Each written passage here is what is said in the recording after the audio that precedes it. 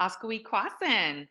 Natasuis Lorén Spears at Englishat, Natasuis Makasini Pashao at Narragansett, Kanupiam at Aki at Narragansett, Kanupiam at Aki Tomaquag Museum. Hello, everyone. I am Lorén Spears. My traditional name is Makasini Pashao, and I am Narragansett Niantic, and welcome to the homelands of the Narragansett people, and welcome to Tomaquag Museum. Thank you for inviting me to present on Narragansett spirituality. And I thought I would start with a prayer. Since we're speaking of spirituality, that would be an important place to start.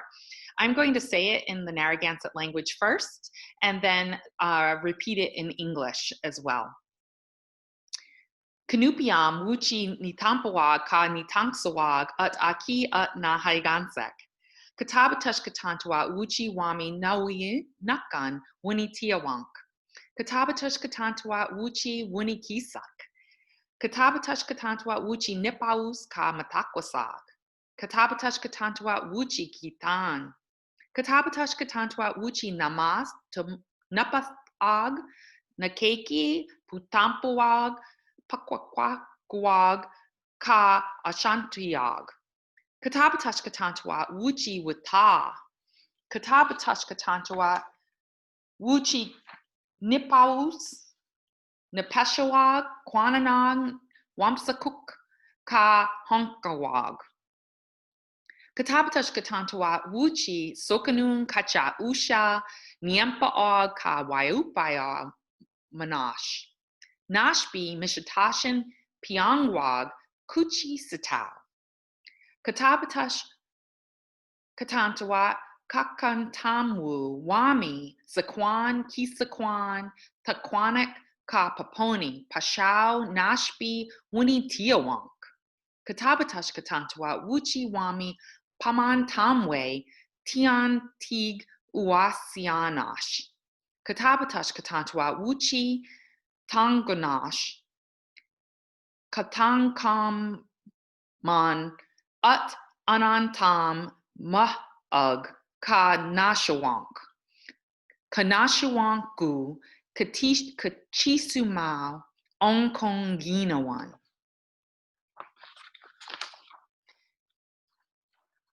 Kakantamwu ginau aquane wami peshkuni. Kabatash katantua wuchi wami wam uan senat. Nukasaki, katabatash namanatuman, wuchi wami wunitiawank ni niawen nakan. Katabatash wuchi wami kamaguanash namanatum, ninaj. Excuse me. And what I said to you in my prayer in English is, welcome to all my friends and relatives to the homelands of the Narragansett people. Thank you, Creator, for all the beauty that surrounds us.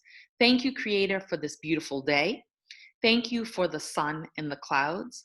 Thank you, Creator, for the ocean. Thank you, Creator, for the fish, the turtles, otters, whales, clams, and lobster. Thank you, Creator, for the forest. Thank you, Creator, for the birds, hawks, eagles, geese. Thank you, Creator, for the animals, bears, rabbits, and deer. Thank you, Creator, for the rain, the thunder, lightning, and the winds. With a storm comes cleansing. We want all the seasons, spring, summer, and fall, to burst forth with beauty. Thank you, Creator, for all living things. Thank you for our ancestors, they who suffered, mind, body, and spirit, so that we can be here today. Thank you to the Creator, and thank you for their spirits washing over us. We want peace in the future. We stand together to care and protect for Mother Earth. We thank the Creator for all the love that we all have and to enjoy the beauty of this earth. We thank the Creator for all the beauty that surrounds us. We thank the Creator for all the gifts that have been bestowed upon us. Ninaj, amen. Nanawan at Ginawan, blessings to all. So today, I'm going to share with you quite a few things that are to do with our culture and community and spirituality. And so first, I am going to, oh, it says I cannot minimize the Zoom when we're recording this meeting. That makes no sense. Let's see, I will share my screen. Let's see if that works that way. Technology and our new tricks. You get an opportunity to see my grandson here, Minakisu, who's on my screensaver. And I'm going to play a little flute piece for you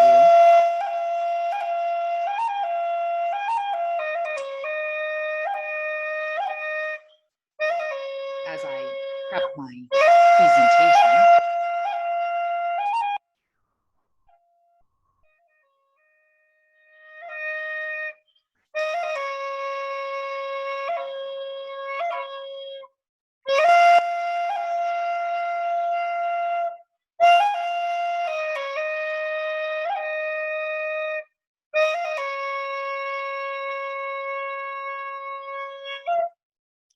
So that was my son Ridge when he was a youngster playing the flute.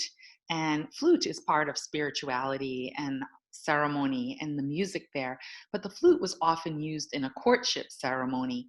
And when he was a young student at Nuituan School that we had here at Tomaquag Museum, he and the other students, both boys and girls, learned how to play traditional flute from my brother-in-law, Fawn Harris.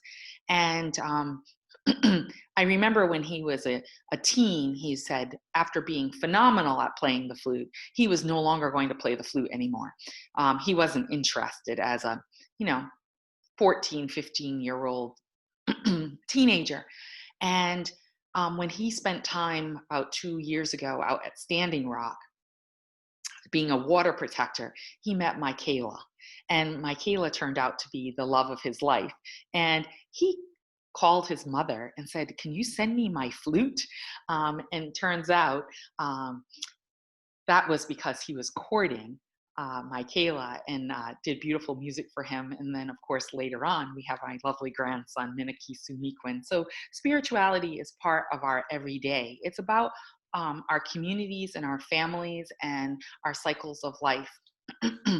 This magazine, it's Motif magazine, but it has this beautiful image on the front that was done by Dawn Spears, and it represents our 13 traditional Thanksgivings.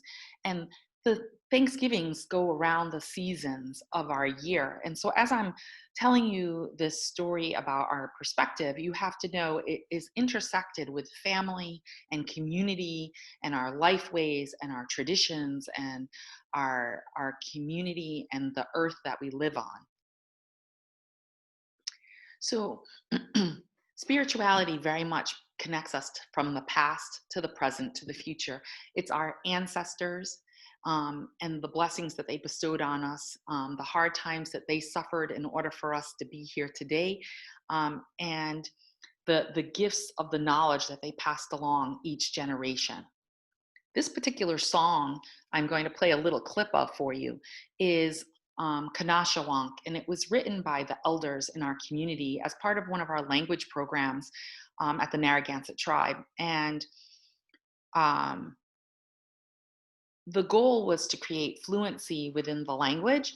And in order to do that, there had to be new works, not just relying on the historic and old songs that have been passed down generationally, but also creating new works. So I'm going to share this song because it literally means their spirits are washing over us.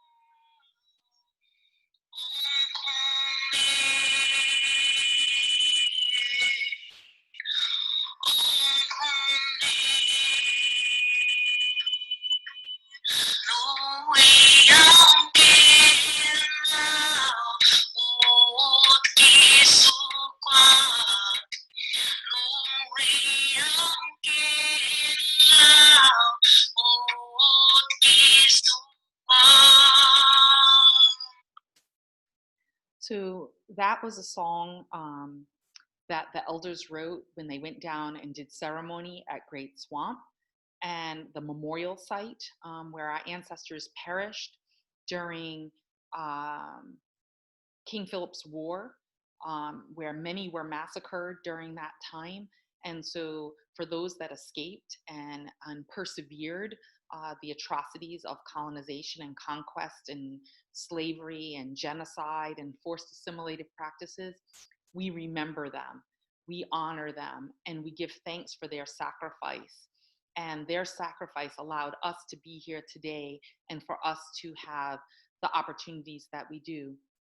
This collage is actually a prayerful collage done by Dawn Dove, my mother, that was part of a book about Mashapaug Pond. And in this image, it's remembering those ancestors that were there when the waters were pure and the land was clean and the cultures were intact and the community was whole. But also, it's about renewal and the fact that these new generations have persevered over time and are reclaiming our rights to language and to culture and tradition and making sure that we continue those traditional life ways. Mother Earth is very much part of our spiritual journey and the cycles of life, our creation stories, our types of ceremony on how Creator put us here on what we call Turtle Island today, and how we are literally, as Narragansett people, made from that clay, from the soil, from the earth. And it takes all the elements to make the Narragansett people. It takes the soil, it takes Nipaus, the sun, it takes Nipawase, the clear water, and all of those elements together, the heat, the fire, the water, the air, all come together to create the people. And we're the people of this land, the people of the Stony Points. And our stories are here, our ancestors are here, our community is here, and everything about us comes from this land and from this place. And so when we talk about spirituality, we like people to know that it's intrinsic in everything we do and that it's not separate from all the other elements of life, whether that's what you do for a career and whether that is being a water protector or being, caring about the environment or teaching. All of these things are interwoven and intersected that make us who we are and make those gifts, because we honor the gifts that the Creator has given us and we give thanks for all that beauty that surrounds us. And so we celebrate 13 Thanksgivings, one for each new moon of the year, looking at the lunar cycle. That's why in the prayer we're talking about the sun, the moon, the stars, all of those elements of our ecosystem, if you will, are connected to who we are as a people and guide us throughout our lives.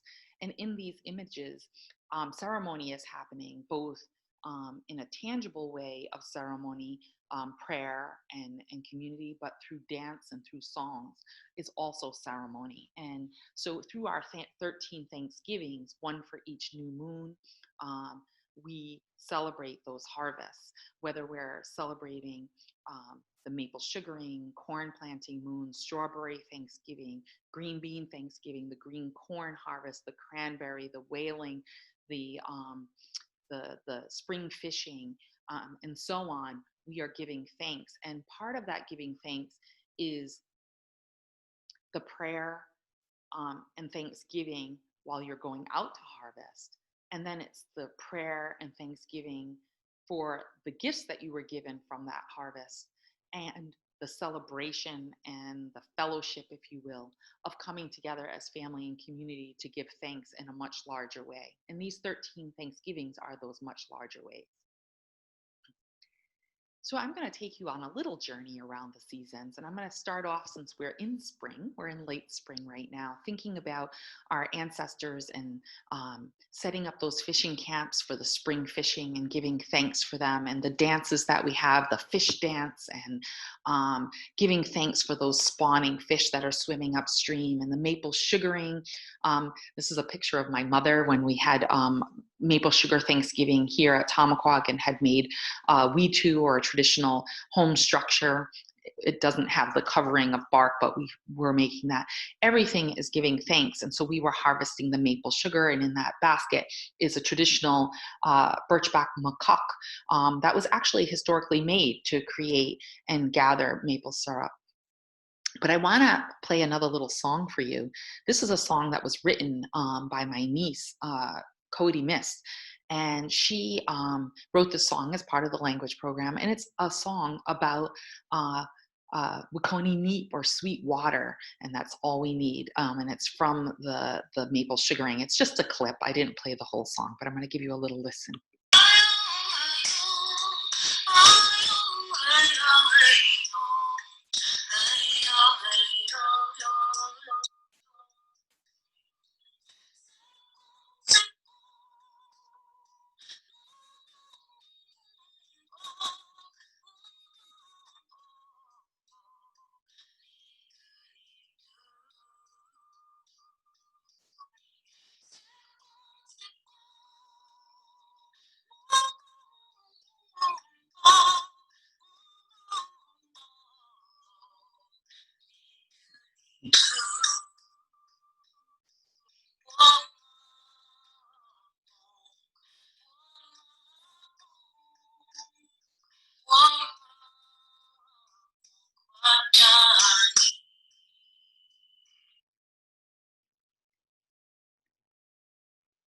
So ceremony is in the everyday. It's when we're planting, when we're gathering, when we're harvesting, when we're celebrating, when we're doing the jobs of our lives. And in our culture and tradition, there's that giving thanks of every day, um, saying our prayers in the east in the morning and in the west in the evening, looking at the idea of the four directions and what it gives to us. The north gives us clarity, and the south, Wampanoag, gives us renewal, and Salinan gives us energy, and Wampanoag, the east, gives us renewal, and Chiquisaquan gives us perseverance. And so each of these directions we give thanks to. You may see in Native tradition, we often will give prayers to all four directions, and it's because of that wisdom that's given from those directions. And in each day, we have to give thanks for the blessings that we receive. And in each season, Nipin, the summer, we give thanks for the waters and the gifts of Kitan, the ocean, and the foods and the resources that we get there, whether they're the shellfish or hunting the mammals like whales back in our history, and seals, but also the gifts of the plant life that's there that we weave into nets and cordage and mats for our traditional homes. All of those things are gifts and blessings that we give thanks for. Throughout the summer, we're gardening and we're creating our three sisters, the corn, bean, and the squash. Those have a symbiotic relationship, and they have a lot of spirituality within that gardening, the idea of helping each other and having balance and support for each other. The corn grows up as the oldest sister um, and gives strength to the other two sisters, and the squash is a caregiver and holds in the moisture and shades the soil and keeps it healthy. And the bean is the youngest of the sisters, and she grows up the corn, but she gives back as well. She gives nitrogen to the soil. And each of these things are gifts. And as a way of being thankful for that gift, not only do we have corn planting ceremonies and harvest ceremonies, but we also utilize all the resources that we possibly can and give thanks for those gifts. And whether that's eating it as food or using it in as a medicinal, or creating it into something else, like this beautiful corn husk mat that's down below, or corn husk dolls to entertain our children. or using the corn husk to cook other foods in. We utilize everything that we can, and we give thanks for those gifts as well. And so each thing is a blessing. Corn is a sacred blessing as well. It's a gift of fertility. The Creator gave it to us, and the crow brought that gift from the West to us. And that gift sustained our people and allowed us to have nutrients throughout the winter. And it is considered a fertility gift because it gave the whole community sustenance, no matter how deep and harsh the winter might have been here in this land. We would have the food, the corn, and the bean to sustain us through those long days. And that gift is part of ceremony today. In birthing ceremonies, often corn pollen is put around a child. Sometimes a corn necklace is given to a young girl as she's approaching puberty and her change into a woman. And those are gifts that are part of our culture and our tradition, and is very important. And the symbolism of those gifts are still valid throughout time. And it is truly a gift from the Creator. We have gifts from the ocean, all those fish and resources. Everything has its own special gift and its own special meaning. But when I think of those quahog shells, I happen to be wearing a wampum necklace today and wampum earrings. And in our community, wampum is considered sacred. It's very much part of ceremony. It is a gift to honor people. It's used in ceremonies for rites of passage, funerary ceremonies, ceremonies for leaders to honor them, to name just a couple.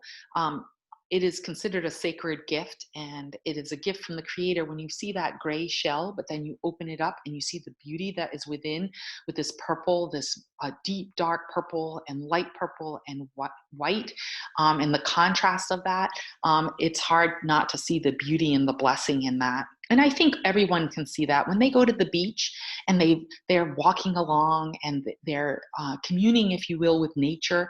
They may not even be conscious of prayers in their minds at that moment, but the splash of the waves and the sound of the ocean, and they look down and they see a little piece of shell or a beautiful stone. Those become gifts. Those are sometimes gifts that we put in our medicine bundles or our medicine baskets. I have a whole basket here that I keep all my medicinal things in, things that are spiritual to me, whether that is a gift of a feather that's been found, or a beautiful quahog shell, or my medicine pouch, one of my bigger ones that I carry my tobacco, sweetgrass, and sage in. This was a gift to me from relatives from the Mi'kmaq Nation up in Maine when we were there for ceremony with some youth. But I also have a tiny,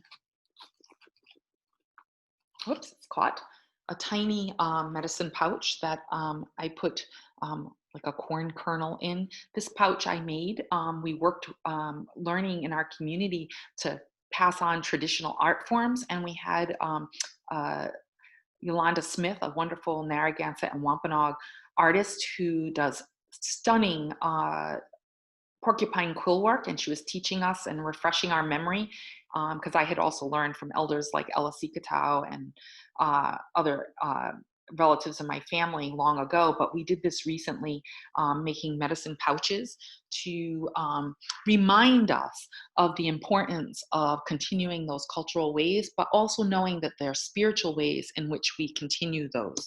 And so everything has spirituality within it. We have ceremonies in the summer by the ocean, where we're giving thanks. Often today, the ceremony is called the Green Bean Thanksgiving in July, or in that the harvest moon of the summer of Nipan, and or the green corn harvest, which is our annual August meeting time. And these are important times, but it's funny, we always have those Thanksgivings. You know, people say to me, well, why are you celebrating the green bean?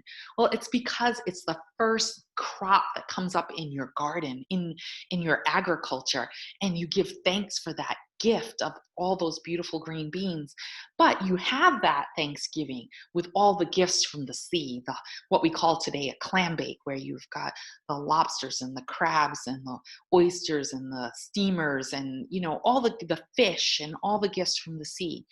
And those things we give thanks for in their season, but we're also smoking and drying them and saving them for other times.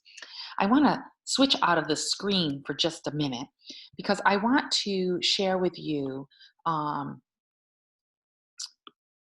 uh, a powwow clip, if I can find my way there. Um, Here we go. So we did a short little video that shows our exhibit here at the museum about August Meeting Powwow, and it's really important. So I thought it'd be really fun, since I can't take you to the powwow and maybe the powwow clips would be too long, I would show you the exhibit that we have that represents the powwow. This is only about 49 seconds long, so it's just a little mini video that we created. And if you're interested in seeing more virtual exhibits on Tomaquag Museum, just visit our YouTube page because we have a few of them there. So let's see how this goes. One of the most popular exhibits is the Narragansett August Meeting Powwow exhibit. It's special because the Narragansett August Meeting is the oldest recorded Native gathering in the whole entire United States, 344 years. And the Narragansett August Meeting Powwow actually stems from our traditional Thanksgivings, of which we have 13. A powwow today is a Native gathering where we come together to celebrate our culture and tradition and share that with the public. And our exhibit spotlights that. You can see historic clothing, contemporary clothing, traditional artwork, and musical instruments.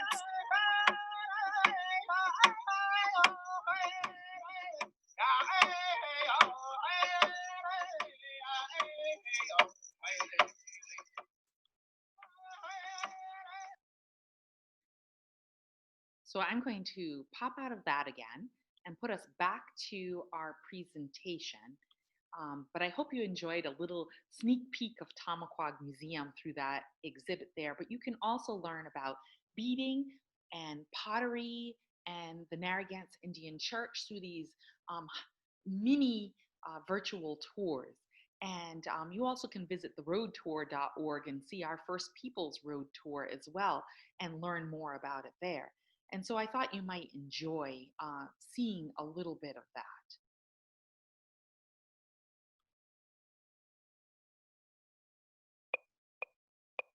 So I don't know what happened here. We ended up back at the beginning, but let's see if I can quickly find my way back to where we were. Here we go. And so I shared a little bit about powwow, and I wanted to let you know something about the word powwow, though. The word powwow actually comes from the word powwow, which meant the spiritual leader or the medicine person of our community. And in a historic times, there was one for each village, not just one for the whole community. So even today, we might have the named powwow that is like the lead person for our tribal ceremonies that we do all together. But within each clan and within each family, we also have spiritual leaders that lead ceremony. So it's very important. But that word got misconstrued during colonial times, and colonists actually thought that that meant the event and not the person. And the event stems from our traditional Thanksgivings. And just like a modern American Thanksgiving, family and friends come together and they have a ceremony. And that ceremony is to give thanks. And as we mentioned, there's 13 Thanksgivings that we're giving thanks, but do know there's many other ceremonies throughout the year beyond that. Just like in any community, we have ceremonies for births, we have ceremonies for deaths, we have ceremonies for rites of passage, we have ceremonies for birthdays, we have ceremonies for special events that happen in our community. We have memorial ceremonies. There's just so many ceremonies, just like every community in the world has different kinds of ceremonies. We have them as well. And the powwow leads those ceremonies. and helps us through the most difficult times, for certain, grief and trying times of sickness, but also through joyous times of health and wellness. And these ceremonies can be ceremonies of sweat lodge and cleansing. We lead youth as they go through rites of passage through their first sweat lodges. And there's different techniques and strategies in which communities do sweat lodge, but it's always in a prayerful way. Our communities have leaders that are the tenders of the fires that make sure that we're doing things in a good way and that we're there mind, body, and spirit. And in these images and in these words, we're talking about traditional spirituality and resources like cedar, and we have sage. And sage is very common today. Sage is not something that was from our community originally, but it's certainly something that has been shared across Indian country and really beyond that, to people thinking about purifying their mind, their bodies, their spirits, and being in a good way, as we say, in this positive, proactive way. And we have sweetgrass. This is actually sage again. Where's my sweetgrass here? Oh, I just seem to have a little tiny one. I don't know why I only have a little tiny one in my bag, but I must have it in the other room. But we often are given gifts too. This is a bundle of tobacco that was given to me. As I mentioned to you before, sometimes the gifts that we find as we're respecting the land, the stones and the shells that are remembrances of specialty things. I have a piece of beadwork here that's really important to me that I put in my prayer bundle, because this was a gift when my grandmother passed, and this is so I can remember her. Not that I don't remember her every day and all the time, but in my prayers and in this spirituality and in the gifts that were given. This was actually a gift that was given to me, and it is a spiritual herb from people from Hawaii. And when we were doing a cultural exchange, they gave me that gift. And we have many others in your basket of spiritual things. Sometimes we make an altar, if you will, lay out a beautiful blanket and put these spiritual things on there. And those are all gifts that are given. These spiritual tools are no different than other religions that have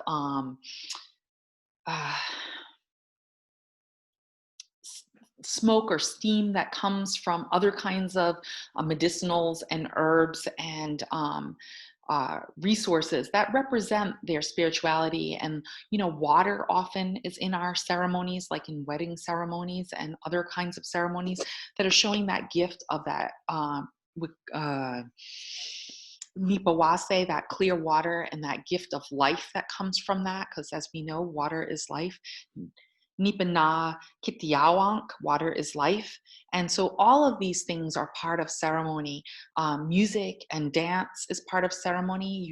Some churches have lots of hymns that they sing. Others get up and move around. Every culture and community has their differences in how it's represented. But do know that ceremonial songs are one thing, and social songs are another, just like in any religion and in any community. So this representation here is of the Calumet dance, and this is done after the chief sachem and the medicine man and other leaders lead the pipe ceremony. I'm showing some soapstone pipe heads down here at the bottom, and that ceremony, after it's done, this is a male-specific dance, and they're representing that prayerfulness. They're representing the bowl and the stem of that pipe and the spirituality and the sacredness of it. And they're representing it this way. I'll sing a verse of the song, because it's a song I've known since I was young. Aho dane ho, aho dane. Aho dane ho, aho dane ho, aho dane ho, aho dane ho, aho dane ho, aho dane ho, Aho dane ho, aho dane ho. Just a little snippet. So that song is the Calumet song, and it's sending the prayers to the Creator along with the ceremony that took place and representing that ceremony. And throughout our seasons, we have the harvest. The cranberry Thanksgiving is one of those fall harvests. We have the overall harvest Thanksgiving that America has duplicated in November. We do it much earlier in our community, at our tribe in early October, but we have the hunter's moon and Thanksgiving, all of the gifts of the land and these resources, they are sacred to us. They give us food and sustenance. They give us medicines to heal us. They give us health and wellness in the gathering and the collecting, and it gives us spiritual health and wellness as well. As those ceremonies come and go, they restore us and renew us.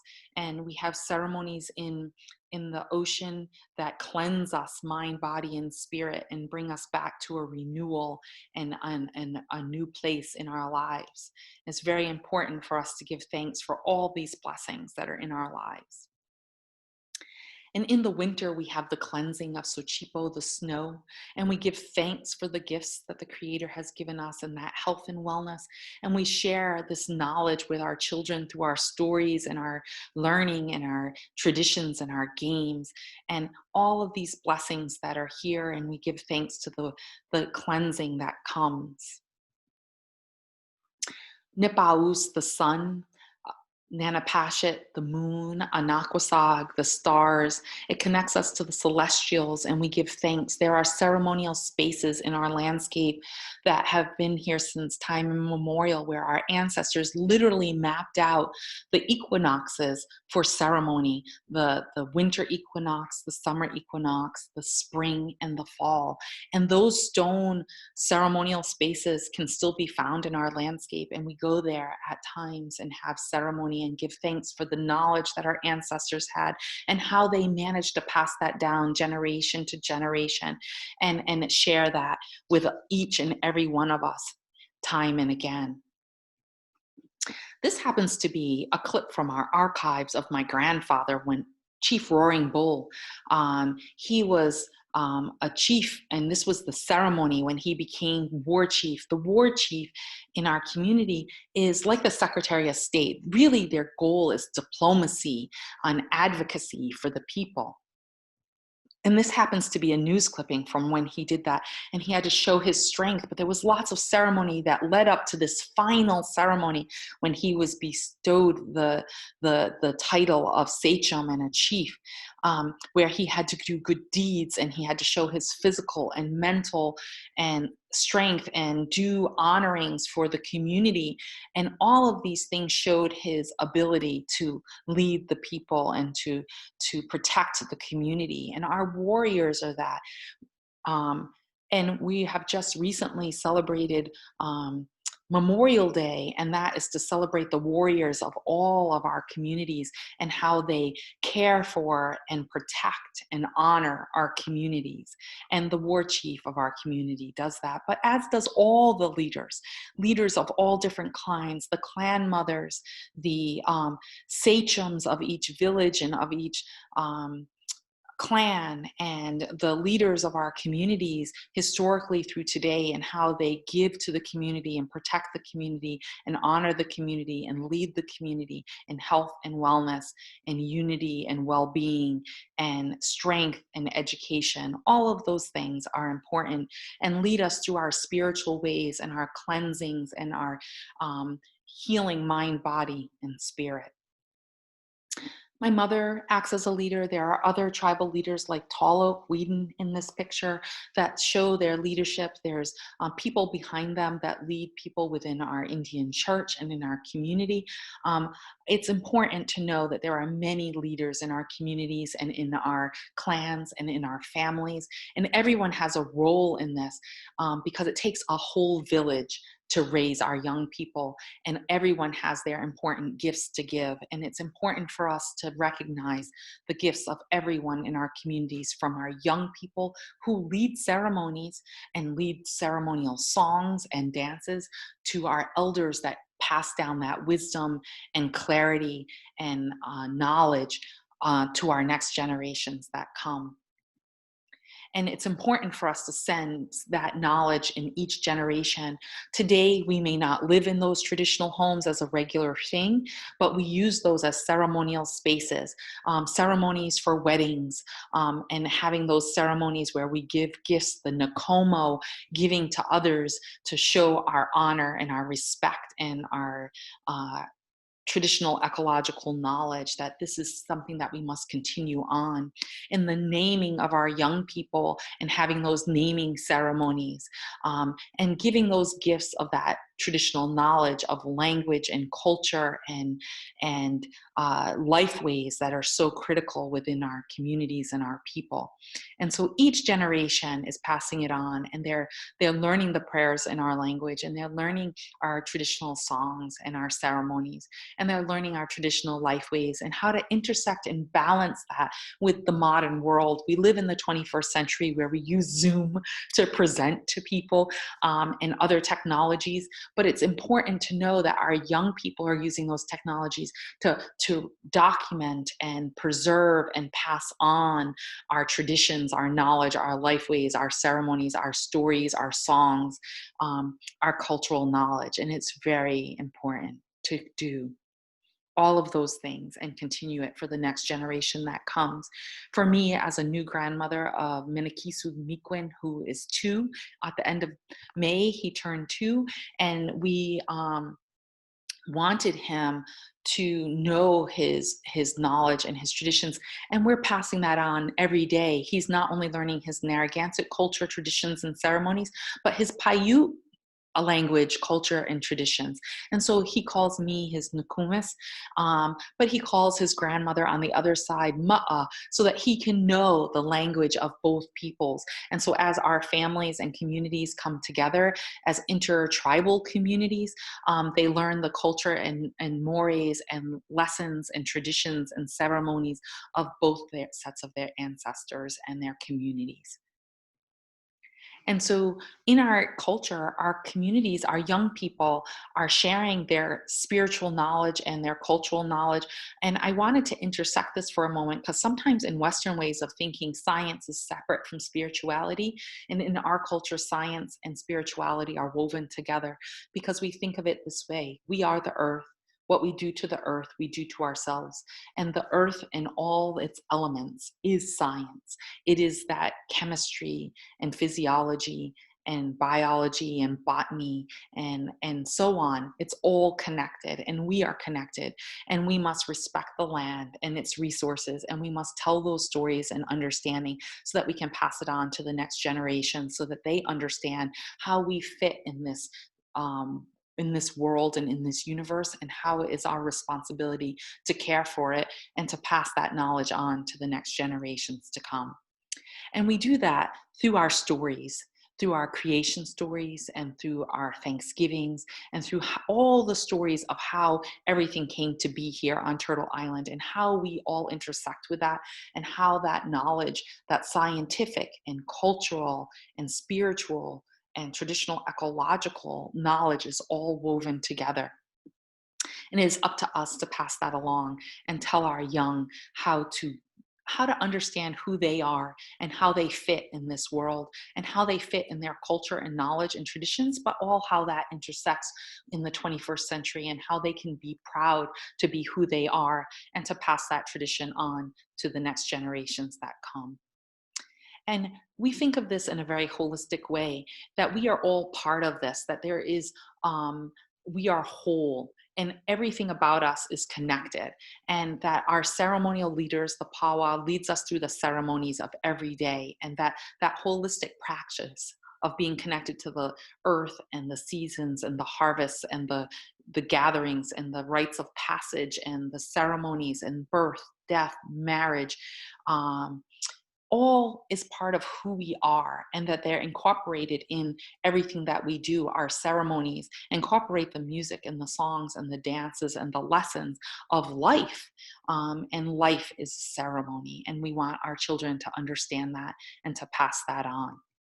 And so our communities pass this on through our kinship networks, through our clans, through our matrilineal lines, and our leadership of our clan mothers, and the guidance and the teachings that we pass on to our youth, and the understanding that everyone is valued, youth voice is valued, the elders are valued, our cultural mores and roles are valued, and that everyone has gifts to give, and that we all work together as a community in a sacred way to give those gifts every day. And that gives us a sense of place, of belonging. As a Narragansett people, the people of the small points, we are there as Eastern Woodland coastal people, and that we are connected to this land. Our stories are in this land.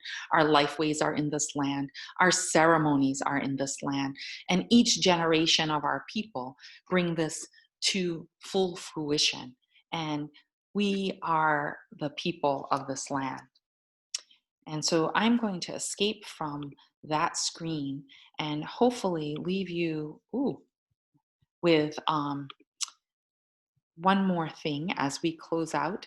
I want to leave you with the flute piece as you think about how we think about our communities and our families. And I don't know, maybe I've lost the flute piece, but I will try to see if I can find it.